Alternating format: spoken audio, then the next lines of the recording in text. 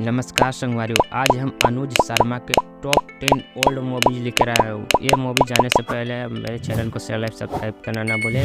अनुज शर्मा की first movies है माया दे दे माया ले ले। ये मूवीज अबाउट माया से रिलेटेड है। ये आप मन के जाकर एक बार जरूर देखो। ये फिल्म आप मन के यूट्यूब चैनल सुनानी में देखे ला मिल जाही। सेकेंड नंबर पर है तोर संग जीना संगी तोर संग मरना। यह फिल्म में भी आपको अबाउट माया देखने को मिल जाएगा। अगर आप लोग भी इस मूवीज़ को देखना चाह रहे हैं तो आप यूट्यूब चैनल सुनरानी में देखने को मिल जाएगा। 3 नंबर पर हमारा मूवीज है माया दे दे मियारू। ये मूवीज भी आप मन के यूट्यूब चैनल सुनरानी में देखने को मिल जाएगा।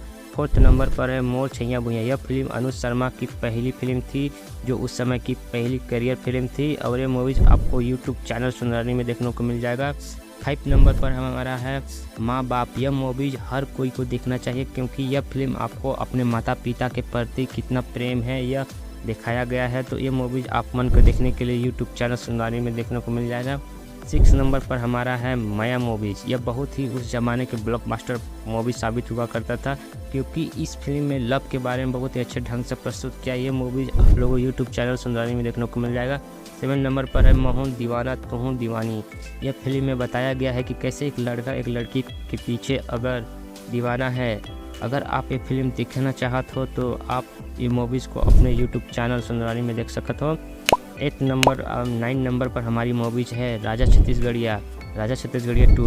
अनुज शर्मा की राजा छत्तीसगढ़िया फिल्म इतना हिट हुआ था कि उस समय के पार्ट 2 बन गया था। ये दोनों फिल्में आपको पसंद आएगा, एक बार जरूर देखो। और इस मूवीज़ को देखने के लिए यूट्यूब चैनल सुनारी में देखने को मिल जाएगा। 10 नंबर पर हमारा है स्टोरी नंबर 1। यह मूवीज़ मोस्ट कॉमेडियन मूवीज़ है, जो कि आप लोगों को ज़्यादा पसंद आएगा, और ये मूवीज़ को देखने के लिए यूट्यूब चैनल सुनारी में देखने को मिल जाएगा।